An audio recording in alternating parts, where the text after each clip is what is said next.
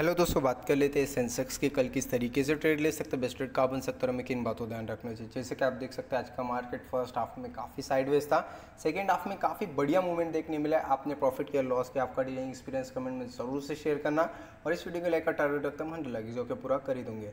Previous video में बताया था कि मार्केट में यहाँ पे कुछ इस तरीके से चैनल बन रहा है, चैनल के ब्रेकआउट के बाद रिट्रेसमेंट के बाद आप एक ट्रेड प्लान कर सकते हो। एग्जैक्टली यहाँ पर एक जो डोजी कैंडल बनी है मार्केट में, एक तो उसको स्विप किया है, स्विप करने के बाद यहाँ पर एमएसएस बना है, आप जाकर चेक कर सकते हो। वहाँ पर एक ट्रेड बना था और काफ़ी बढ़िया मूवमेंट देखने मिला। फर्स्ट टारगेट इजीली यहाँ तक का बोला था, अचीव हुआ। सेकंड टारगेट हमने यहाँ पर देखा नहीं क्योंकि यहाँ पे कॉस्ट टू कॉस्ट लगा दिया था, उस हिसाब से हमें जो यहाँ पर थोड़ा सा हल्का फुल्का प्रॉफिट हुआ है एंड देन हम जो यहाँ पर निकल गए।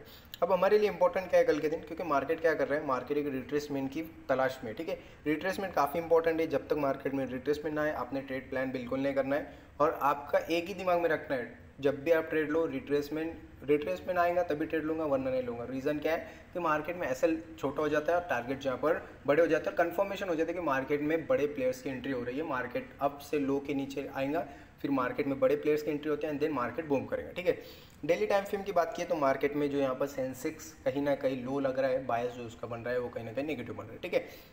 अब इसका मतलब ये नहीं है कि हम जो यहाँ पर एग्रेसिवली नेगेटिव साइड जाएंगे, पहले वेट करेंगे क्योंकि मार्केट में यहाँ पर एक ट्रेंड लाइन जनरेट हो रही है, आप जाके चेक कर सकते हो आवरली के टाइम फ्रेम पे।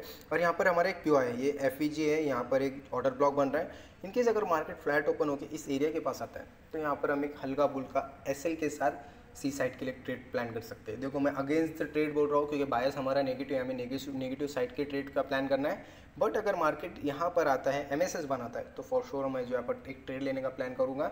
रीज़न एक ही है कि एफईजीबी और पीओआई है यहाँ पर, अगर मेरा एसएल हिट हो जाता है तो फॉर श्योर मैं यहाँ पर ट्रेडिंग क्लोज कर दूंगा, एक ट्रेड के साथ क्लोज करूँगा। रीज़न क्या है कि मुझे मेरा एक सेटअप यहाँ पर बन रहा है। इनकेस अगर मार्केट गैप डाउन ओपन हो जाता है, सपोज मार्केट कहीं ना कहीं यहाँ पर ओपन हो जाता है तो थोड़ा वेट करना है क्योंकि मार्केट मॉर्निंग में अगर गैप डाउन ओपन हो जाएगा इसका मतलब है कि रिकवरी के लिए ऊपर जाके फिर मार्केट नीचे आने का ट्राई करेगा, या फिर दूसरी कंडीशन ये हो सकती है कि इसको रिट्रेसमेंट करके कंटिन्यूएशन पैटर्न करें, मार्केट कंटिन्यूसली डाउन है क्योंकि मार्केट में ये स्विंग लो बना है, ये स्विंग है, मार्केट में यहाँ पर लिक्विडिटी है, यहाँ पर लिक्विडिटी है।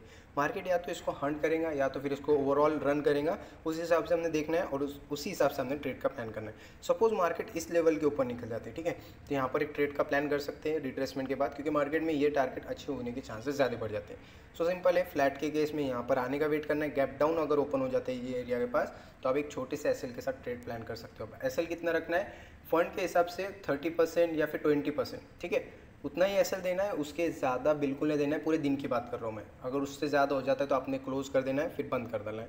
सो सिंपल है, छोटे से एसएल के साथ बड़े ट्रेड का प्लान करो और जो यहाँ पर ओवर ट्रेडिंग से बचे रहो।